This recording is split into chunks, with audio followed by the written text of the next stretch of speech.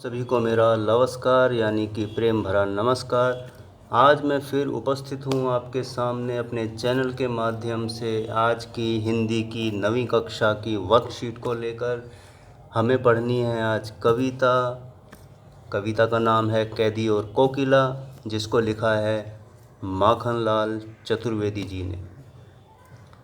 क्योंकि चतुर्वेदी जी स्वयं उस समय जेल की काल कोठरी में थे और उस काल कोठरी में रहते हुए उन्होंने जो अनुभव किया उस कोयल के माध्यम से, उस काली रात के माध्यम से अपनी बात को कह रहे हैं और कोयल से बात कर रहे हैं।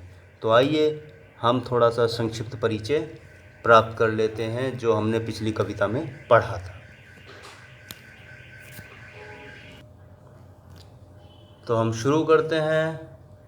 कवि माखनलाल चतुर्वेदी जी ने इस कविता में जेल में बंद एक स्वतंत्रता सेनानी के साथ साथ एक कोयल का वर्णन भी किया है। जेल में उन्होंने बेड़ियां और हथकड़ियां पहनकर रहना पड़ता था।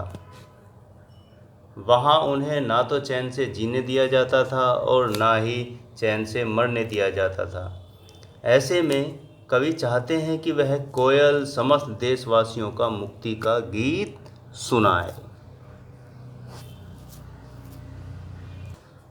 तो कवि जो इस कविता में कोयल के माध्यम से कहना चाह रहा है और कोयल को भी कहना चाह रहा है कि कोयल कुछ ऐसा गीत सुना दे जिससे लोगों में जागृति आ जाए। जो शासन की, अंग्रेज़ों की काली करतूतें हैं, उनका जुल्म है, उसके खिलाफ एक आवाज़ खड़ी हो जाए।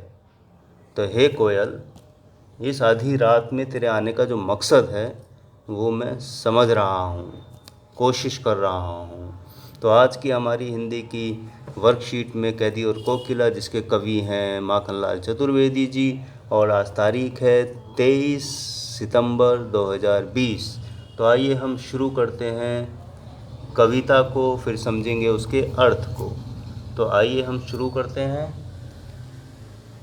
काली तू रजनी भी काली, शासन की करनी भी काली, काली लहर कल्पना काली, मेरी काल कोठरी काली, टोपी काली कमली काली, मेरी लोहो श्रृंखला काली, चेहरे पहरे की हूँ कृति की ब्याली, तिस पर है गाली है गाली, इस काले संकट सागर पर मरने की मदमाती, कोकिल बोलो तो अपने चमकीले गीतों को क्यों कर हो तैराती, कोकिल बोलो तो यहाँ आपने देखा कि कविता में कवि सब तरह की दुख, यातना, परेशानियों की बात कर रहा है और लगातार कोकिल यानी कोयल से, कोकिला से कह रहा है कि इस काले संकट सागर पर इतनी रात को, अर्धरात्रि में तू क्यों चीख रही है,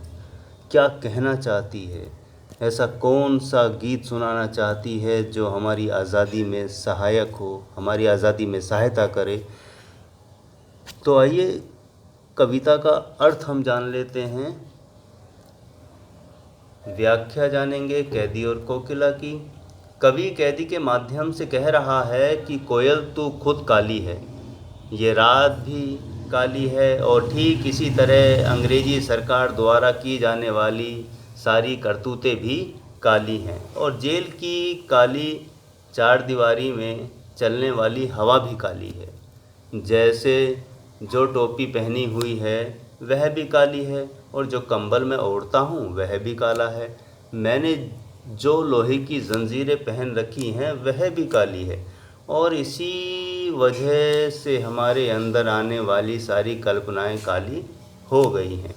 इतनी यातनाओं को सहने के बाद हम अपने ऊपर दिन भर नज़र रखने वाले पहरेदारों की हुंकार और गाली भी सुनाई पड़ती है, जो किसी काले सांप की भांति हमें डसने को दौड़ती है। कवि यह नहीं समझ पा रहा है कि कोयल स्वतंत्र होने के बाद भी अंधेरी राधी रात में कारागार के ऊपर मंडरा कर अपनी मधुर आवाज़ में गीत क्यों गा रही है। क्या वह इस संकट में खुद को इसलिए ले आई है कि उसने मरने की ठान ली है? इसका कोई लाभ होने वाला नहीं है। इसलिए कैदी और कोयल से पूछ रहा है, हे कोयल, बताओ तुम क्यों इस विपरीत परिस्थितियों में आज़ादी की भावना जगाने वाले गीत गा रही हो। तो सवाल कर रहा है कि जहाँ उस जेल की काल कोठरी में वो पड़ा हुआ है, संकट सागर यानी कि सब तरह से काली माँ है, काली रात है, काली जंजीरें हैं, काली टोपियाँ हैं, काली हवा है, काली सांसें हैं, काली बेड़ियाँ हैं, हर चीज़ काली हो गई है। दुख और पीड़ा कवि की बढ़ गई है और ऐसे में कोयल आकर कूक रही है।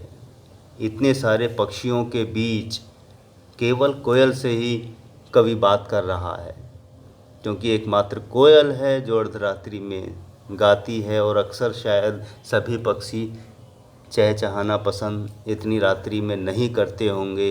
तो इसीलिए कवि कोयल से भी बात कर रहा है और उससे पूछ रहा है, इस आधी रात में क्यों तू आई है चीखने, कुछ तो बोल, कुछ तो बता, ऐसा कौन सा आज़ादी का तू गीत गा रही है जिससे हमारे ये स्वतंत्रता के बंधन से हम मुक्त हो सकें, आज़ाद हो सकें। तो मेरा ख्याल है आप लोगों ने इस कविता का अर्थ समझा होगा। तो आइए हम बढ़ते हैं अब प्रश्नों की ओर। बढ़ते हैं। तो हमारा पहला प्रश्न से पहले हम जान लें कि कवि माखनलाल चतुर्वेदी जी ने इन पंक्तियों में अंग्रेजी शासन काल के दौरान जेलों में स्वतंत्रता सेनानियों के साथ हो रहे घोर अत्याचार का वर्णन किया है। काले रंग को हमारे समाज में फैले दुख और अशांति का प्रतीक माना गया है, इसलिए कवि ने यहाँ हर चीज़ को काला बताया है। तो काला रंग दुख और अशांति का प्रतीक है। रात भी हमें उतनी अच्छी नहीं लगती है। अक्सर अगर हम आप देखें जितनी भी डरावनी फिल्में बनती हैं उनमें लगभग डराने के सीन रात के ही ज़्यादा होते हैं, दिन के कम। लेकिन यहाँ बात दूसरी है। यहाँ कवि जेल में पड़ा हुआ है, अपनी आज़ादी का इंतज़ार कर रहा है और अंग्रेज़ों द्वारा तरह तरह की भयंकर यातनाओं को सह रहा है। इतनी पहरेदारी है, इतनी पहरेदारों द्वारा दी गई गालियाँ हैं, हर तरह से उन पे दिन रात कड़ा पहरा है, जहाँ वो ठीक से सांस भी नहीं ले सकते हैं। उनकी ज़िंदगी नरक जैसी हो गई है। तो अंग्रेज़ों के खिलाफ़ इस अर्धरात्रि में जो कोयल चीख रही है, कवि उसी से पूछना भी चाह रहा है। तो आइए हम पहले प्रश्न की तरफ बढ़ते हैं। हमारा पहला प्रश्न है, कविता के आधार पर बताइए कि कवि की सारी कल्पनाएं काली हो गई हैं, ऐसा क्यों हुआ है। तो आइए हम पहले प्रश्न के उत्तर की तरफ बढ़ते हैं कि इस प्रश्न का उत्तर क्या हो। तो पहले प्रश्न का उत्तर हमारी स्क्रीन के सामने है, स्क्रीन पर है। कविता के आधार पर बताइए कि कवि की सारी कल्पनाएं काली क्यों हो गई हैं। तो इसका उत्तर हमारा है, कवि की सारी कल्पनाएं इसलिए काली हो गई हैं क्योंकि कवि को सारी चीज़ें काली नज़र आ रही हैं। कोयल भी काली, रात भी काली, जेल की चारदीवारी भी काली, हवा भी काली, जो टोपी पहनी है वह भी काली, ओढ़ने का कंबल भी काला, लोहे की जंजीरें भी काली, अंग्रेज़ों की सरकार की करतूत भी काली है। इसी वजह से कवि की सारी कल्पनाएं काली हो गई हैं, क्योंकि कवि को कोई रास्ता नज़र नहीं आता। सब तरह से अंधेरा ही अंधेरा है, कहीं जा नहीं सकते, कहीं आ नहीं सकते।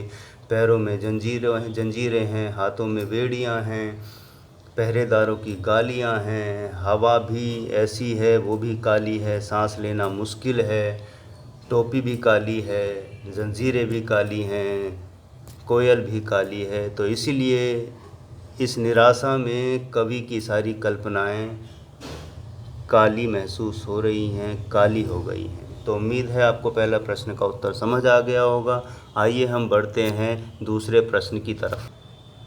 तो हमारा दूसरा प्रश्न है, इन पंक्तियों को छांटकर लिखिए जहाँ पर अनुप्रास अलंकार का प्रयोग हुआ है। तो हमें उन पंक्तियों को इस कविता में छांटना है जहाँ अलंकार अनुप्रास का प्रयोग हुआ है। तो आइए हम इसका भी उत्तर देखते हैं कि क्या हो सकता है। हमारे दूसरे प्रश्न का उत्तर हमारी स्क्रीन पर है। हम देखते हैं कि किन पंक्तियों में अनुप्रास अलंकार का प्रयोग हुआ है। तो हमारा उत्तर है काली लहर कल्पना काली। तो यहाँ जो कल्पना काली है वो हमारा अनुप्रास अलंकार है। काल कोठरी, कोठरी काली, यानी क वर्ण की आवृत्ति बार बार हुई है। यहाँ पर भी ऐसा है। संकट सागर, स वर्ण की आवृत्ति बार बार हुई है, इसलिए यहाँ पर भी अनुप्रास अलंकार है। मरने की मदमाती, म की पुनरावृत्ति है, आवृत्ति हुई है म शब्द अक्षर की, तो यहाँ भी अनुप्रास अलंकार है। तो आपको ये समझ आ गया होगा। अनुप्रास की हम परिभाषा जान लेते हैं कि जिस भी वाक्य में किसी वर्ण या अक्षर की आवृत्ति बार बार होती है वहाँ हमारा अनुप्रास अलंकार होता है। तो उम्मीद है आपको दूसरा प्रश्न भी समझ आ गया होगा। आइए हम बढ़ते हैं तीसरे प्रश्न की तरफ। तो हमारा तीसरा प्रश्न स्क्रीन पर है। हमारा तीसरा प्रश्न है, इन पंक्तियों में काला रंग किसका प्रतीक है? तो जैसा कि अभी बताया गया था, आइए हम तीसरे प्रश्न के उत्तर पर चलते हैं। हमारी स्क्रीन पर है। तो हमारे तीसरे प्रश्न का उत्तर आपकी स्क्रीन पर है कि इन पंक्तियों में काला रंग किसका प्रतीक है? इन पंक्तियों में काला रंग दुख और बुरी भावना का प्रतीक है। अब क्योंकि हमेशा काला रंग दुख का ही प्रतीक माना गया है, क्योंकि काली चीज़ें ज़्यादा पसंद नहीं आती हैं। आमतौर पर काली बिल्ली जैसे रास्ता काट जाती है उसे भी हम बुरा समझते हैं, काले बादल को हम बुरा समझते हैं, और भी तमाम काली रातों को जहाँ भयानक आंधी तूफान चले उसको भी हम अजीब सा समझते हैं। तो आमतौर पर जो समझा जाता है, बताया जाता है, काला रंग हमारा दुख, बुरी भावना, अशांति का प्रतीक है। जब आसमान में काले काले बादल जोर से गरजते बरसते हैं तो हम सोचते हैं कुछ ना कुछ होगा ज़रूर। तो इसलिए काला रंग हमारा दुख, अशांति और बुरी भावना का प्रतीक है। तो आइए हम बढ़ते हैं अब चौथे प्रश्न की तरफ। हमारा चौथा प्रश्न हमारा स्क्रीन पर है। कवि जेल में अन्य पक्षियों की आवाज़ भी सुनता होगा, लेकिन उन्होंने कोयल की यह बात क्यों की है? और भी अन्य पक्षी हो सकते हैं, लेकिन कवि इस प्रश्न में केवल कोयल की बात कर रहा है। क्यों कर रहा है? आइए हम इसका उत्तर देखते हैं कि क्या हो सकता है। चौथा और अंतिम प्रश्न हमारा स्क्रीन पर है। तो आइए हम इसका उत्तर जान लेते हैं कि कवि को अन्य पक्षियों की तुलना में कोयल से ही बात क्यों करना पसंद आया। उत्तर हमारा है, कवि ने जेल के आसपास अन्य पक्षियों की आवाज़ या उनका चहकना सुना होगा। ये आधी रात के अंधकार में नहीं चहकते होंगे। कोकिला की आवाज़ अन्य पक्षियों से अधिक मधुर तथा अलग होती है। कोकिला रात को तब कूकी जब कहीं पीड़ा की गहराई अनुभव कर रहा था। उसे लगा कि उसकी तरह कोयल भी स्वयं को देश रूपी जेल में अनुभव कर रही है। कोयल बाहर रो रही थी और कवि जेल के भीतर, इसलिए एक जैसी हालत होने के कारण कवि ने कोयल की ही बात की है। तो कोयल भी जेल में है, यानी कि जेल की खिड़की में है। ऐसे हालात में जहाँ पूरा देश आज़ाद नहीं है, किसी के बंधन में है, गुलाम है, कवि दुखी है, जेल में पड़ा हुआ है, और उसका दुख बांटने के लिए शायद कोयल वहाँ खिड़की पर आ गई है और कवि कोयल से बात कर रहा है। कवि को लग रहा है कि जैसे कोयल भी उसी की तरह अपने को दुख और पीड़ा में महसूस कर रही है। कवि जेल में बंद है, लेकिन कोयल जो है पूरे देश के जेल जैसी स्थिति में अपने आप को पा रही है, कि जैसे वो पूरी बड़ी दुनिया की देश रूपी जेल में बंद है। तो इसलिए केवल अन्य पक्षियों की तुलना में कवि जो है कोयल से बात करना पसंद कर रहा है, इसलिए उसने कोयल से बात की। उम्मीद करता हूँ आपको चारों प्रश्न समझ आ गए होंगे, किस तरह कोई बाधा या समस्या नहीं आई होगी। तो आइए हम बढ़ते हैं पुनः अपनी स्क्रीन। तो उम्मीद करता हूँ एक बार आपको आज की वर्कशीट कैदी और कोकिला के कविता का अर्थ समझ आ गया होगा और इनके प्रश्न उत्तर सभी समझ आ गए होंगे। इस उम्मीद के साथ मैं विदा लेता हूँ। इस चैनल को सब्सक्राइब भी करें, शेयर भी करें, लाइक भी करें अगर आपको पसंद आया हो। तो अगली वर्कशीट पर फिर से मिलते हैं। अलविदा। आपका दिन शुभ हो। नमस्कार।